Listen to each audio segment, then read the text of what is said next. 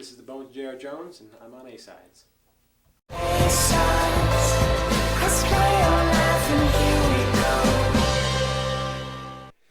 set. What's up, man? How you doing? Good. You know what I love about you, aside from the fact that you have a voice that doesn't sound like anyone else, is that you would never expect it coming out of your... Yeah. It's like so crazy. I hear that sometimes. Yeah. I don't know where it came from, I guess. Yeah. When did you realize, like, I'm sure you get this a lot, but I'm going to ask it anyway. Like, when did you realize, like, are you, like, sitting at home like you're a 4-year-old and, like, all of a sudden you're like, Wah! Oh, in terms of singing? Yeah, like, you when know, did it come out? It's definitely, I think it's matured over the years. You know, I grew up playing in punk rock bands and stuff like that, and even, you know, kind of embarrassingly, you know, did even some theater as a child and sang and stuff. But well, you know, it doesn't really depends on the musical, maybe. I was going to say it doesn't fit the motif of a blues musician, I guess. But yeah, you know, so it's something I've been taught. I've been taught how to sing properly. I think. Right. And so maybe that's having that education back as a child helps me do this now. Now, did you stumble on, like, the blues, like, later on in life? Like, or, I mean, yeah. I grew up in a house which was, like, very... It's funny you mentioned Broadway. So my dad played tons of Broadway. Billy Joel, Beatles, like, Elton John. But that was, like, it. Yeah. And then, like, I finally, when I reached, I don't know, 6 or 7 and started listening to the radio, that's when I started branching out. And then you get older and you branch out and then, you know, whatever. But what was your childhood like? I mean, it was, you know... Musically. Like, musically, yeah. This isn't Barbara Walters. No, I was going to say, you know? You're not going to make me cry. You know, growing up, I would say I was a religious Bruce Springsteen listener. Okay. You know, that was the first album I ever had, and wearing that cassette tape all the way out. First concert was Bruce Springsteen. Nice. And then as I got a little older in life, you know, I kind of fell into the punk rock scene in Central New York and played a lot of...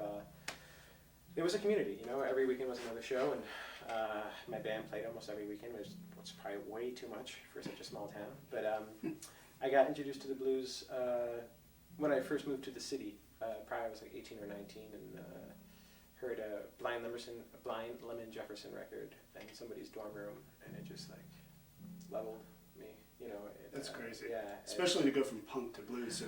Yeah, you know, it's weird. It's not like the natural progression. No, it's definitely not, but it's funny, like, I've talked about this before a little bit, but I feel like in hindsight, it's one of those things, like, I see what made me fall in love with punk rock was that it was just, like, anger and passion and rawness, and, like, the blues has a lot of those same qualities, but it's just passion and rawness, and, like, they don't, you know, they're not technically gifted at what they're, or, you know, trained, I should say, at what they're doing and stuff like that, and so the old bluesmen, so it's just, I don't know, I felt like now that I have some distance, I can see like the correlation and maybe how I made that jump, you know, like just like that kind of ugliness that attracted me to both of them is there, I think. So. And then you come here and you, excuse me, and then you come here and you play totally stripped down, right? I mean, describe just the whole dynamic between, because I know you obviously bring other people on stage with you when you're performing, right? I actually, no, it's usually, I'd love to. Is it just you? It is just me. I thought I read that, like,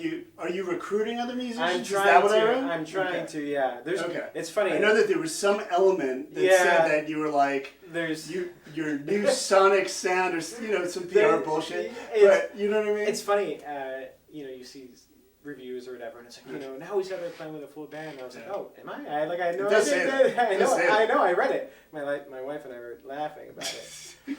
But no, I'd love to, and I'm searching, you know, I'm texting other musicians and like, let's get together, let's talk about music. I want to have you out on stage and have you contribute, you know, and create our own little thing. But and it's not like, you know, I'm not saying that your music generally needs it. Oh no, exactly. You know what I'm saying? But it would take it into like a totally different place. Yeah. Well, he played with punk bands, so I can at least say, like, you know, all right, he played with punk bands, and now he's doing a stripped down. Absolutely, and I think, you know, and maybe that kind of spin got started because on the new album, it's a bigger sound, and I had it's the first time I hired an actual drummer to come in and play. Usually I do all of, I still did a lot of the percussion stuff, but he definitely was there. Are you completely self-taught with everything?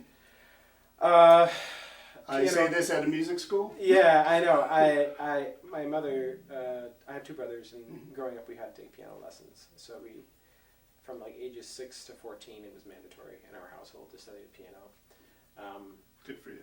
Good for Yeah, your mom. and or whoever exactly. did it. Yeah, I wish, like, my dad plays Uh-huh. piano and he gave up on me. well, honestly, and it's my biggest regret. You know, I went to art school after high school and studied art for the next 8 years. But if I could go back and do it again, I would definitely pursue music at a academic level to a degree. You know? Right. I love what I do, but it's all self-taught, and I feel like I'm missing some elements because I'm just piecing it together and It's like all in your head. yeah. It's the blues. You Yeah, can do I whatever know. the hell you want. Well, that's maybe that's why I'm into it. That's why it sounds okay because it's like he doesn't know what he's doing, but it's on purpose. Talk to me about the album. Yeah. This is your third, right? It is my second full length. Right. I had Yeah, the EP. yeah. So, I mean, talk to me about another thing out of your PR little bio thing. Yeah. Is that, he recently got married. I love these PR things. Yeah, They're wonderful. Some of them have golden nuggets, and some of them are like totally non sequiturs. You know, you're on tour and you just got married. Oh, that's good. So you'll be away from your wife for a while. yeah. She's been. It's like it was one of those. It was a compromise. She's a very understanding individual. Yeah. But talk to me about writing this album. Yeah. In the midst of the chaos of getting married. It was happily, some of the writing happened during that portion, and it was very frustrating just because weddings are never, they're just a different beast. And thank God I only need to do one, So, yeah. But the writing, I feel like, didn't suffer, but like the studio time I felt like was just a little more, it wasn't as enjoyable, I think, as it could have been because of it, just because my mind was elsewhere and focusing on, life. Right. But it was trying, and I think at the end of the day, things kind of worked out okay. I'm happy with where the record's at. So You got like a wedding song kind of out of. yeah, and I did. And in fact, the most probably one of the most personal songs I've ever released or have written anyways is "Wedding Song," which is on there on the album, and that is definitely a very personal view of how I feel about my love, I guess. Yeah. Awesome. Yeah. Awesome. Tell me about where people can see you this. I guess the next couple of months really is. Yeah, we're getting into summertime. So. I'm bouncing around quite a bit. I'm going to be out in LA at the end of May. I'm doing a couple of very small showcases out there in Joshua Tree and then in LA. And then my next New York City date is June 30th. I'll be in Baltimore May 17th and then Pittsburgh May 22nd. And so I'm just kind of like, and then I'll be, and then through the summer, I'll be probably touring a lot through the Northeast just because it's home and it's easy to get around. And right. You kind of get your network of venues and stuff like that. So, right. Yeah. And then probably wherever it takes you.